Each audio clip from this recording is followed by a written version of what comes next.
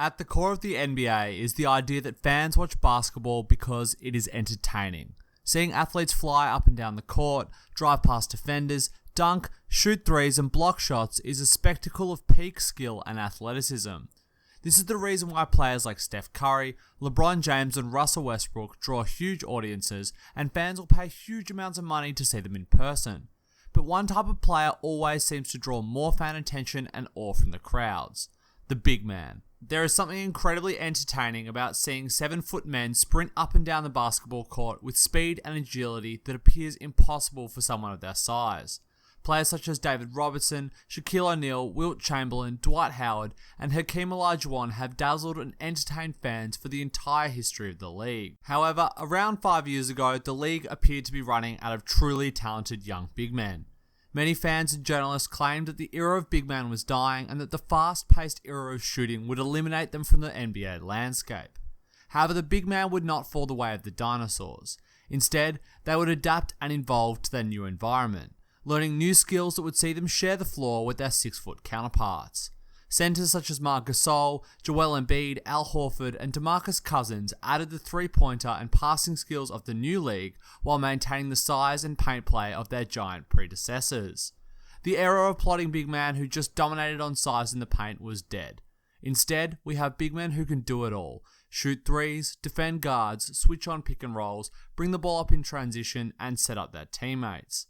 These players are just as important as wings and guards who can shoot threes and defend, and this was reflected accordingly in this year's NBA draft. Marvin Bagley and DeAndre Ayton were taken number 1 and 2, and both are extremely gifted from an athletic perspective, but they also possess the skills that make them perfectly suited to take on the modern NBA. This video will examine DeAndre Ayton with a close lens, what makes him such a fantastic prospect, and how he will fit into the Phoenix Suns' future. The first thing that stands out about Ayton is his absolutely huge physical frame. He stands at 7'1", weighs 260 pounds, and has a wingspan of almost 7'6". He's undoubtedly up there with Joel Embiid and Kristaps Porzingis in terms of having the perfect body for his skill set. But not only is Ayton absolutely huge, he is also incredibly quick and strong for his size. DeAndre doesn't have the body size of someone like Karl Malone or Shaquille O'Neal at the Lakers, but he may as well. His strength is insane. In college, even the biggest of players would fall off him with one back down dribble and the lowering of the shoulder. To couple with this, Ayton is also incredibly nimble and quick, possessing a fast first step for a 7-footer. This combination of size and speed allows him to get past other big men easily and into the lane. In this way, he reminds me a little of Joel Embiid. Watching Embiid when he catches the ball on the block and faces up is perhaps the best way to see this. He absolutely tortures slower big men who have to come out and respect his jump shot, but then he drives right past them as he is simply way quicker than them.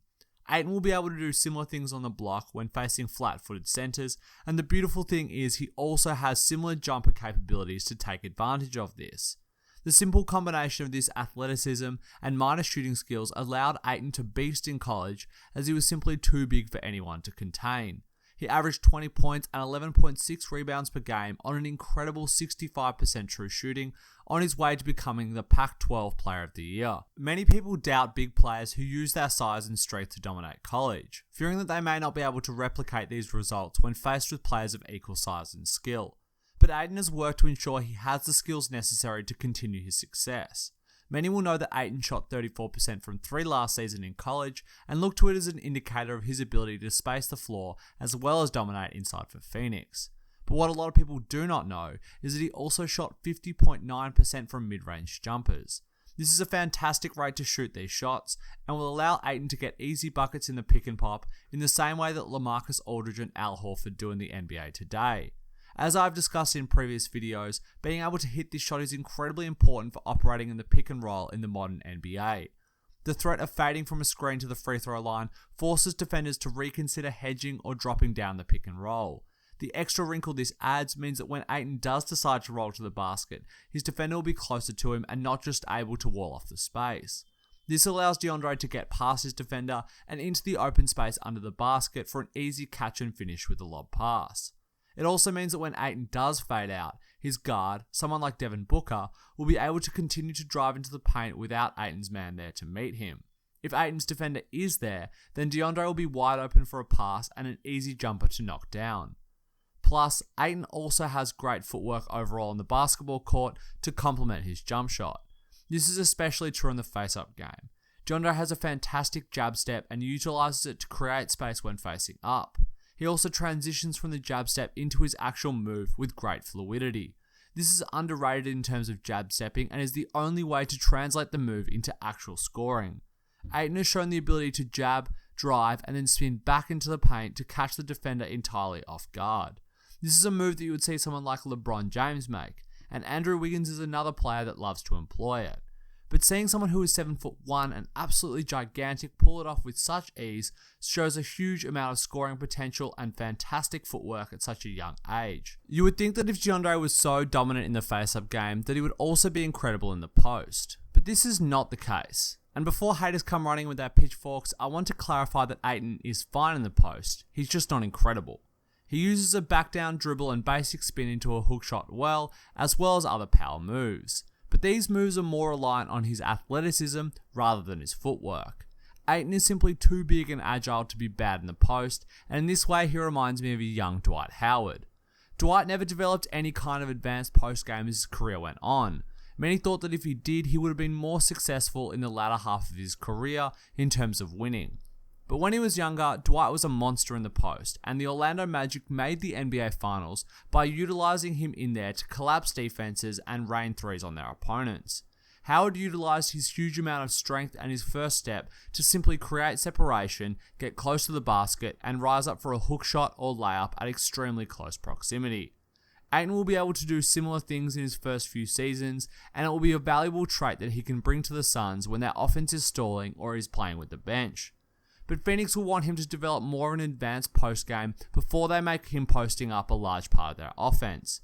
DeAndre will need to work on learning moves off of both feet and over both shoulders, with counter moves and the ability to shoot with both hands to go with it. Many fans of advanced analytics will say that there isn't much point in learning these skills as they don't yield threes and the points per possession of a post-up is much lower league-wide than a pick and roll. But I think it is still such a fantastic skill for a big man to be able to use, especially in the playoffs. In the playoffs, the game slows down, and over the course of a series, teams will figure out the ideal pick and roll coverage.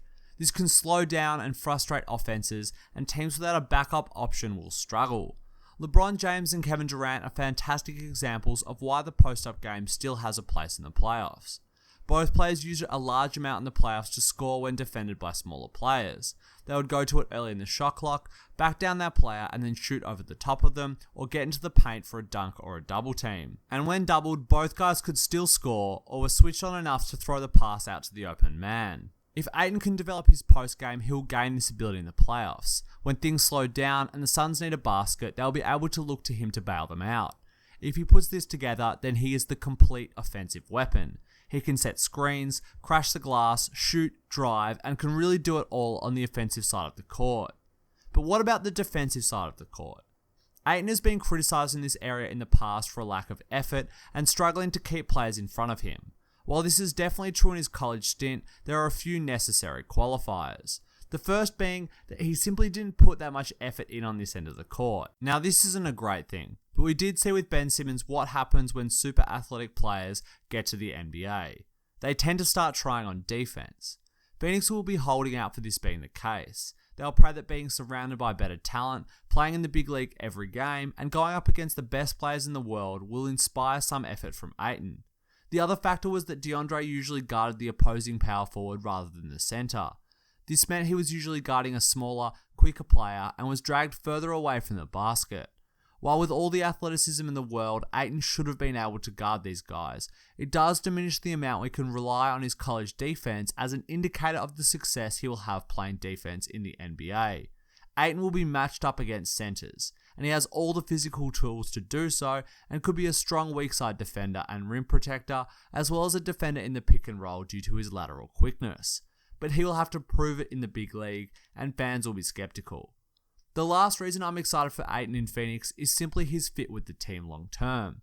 There is simply no other center on Ayton's level on the roster, and he should be able to play as many minutes as his conditioning allows. This is true for most of Phoenix youth. They all play different positions. You have Devin Booker at shooting guard, Josh Jackson at small forward or power forward, Dragan Bender at power forward or center, and then TJ Warren can play small or power forward also.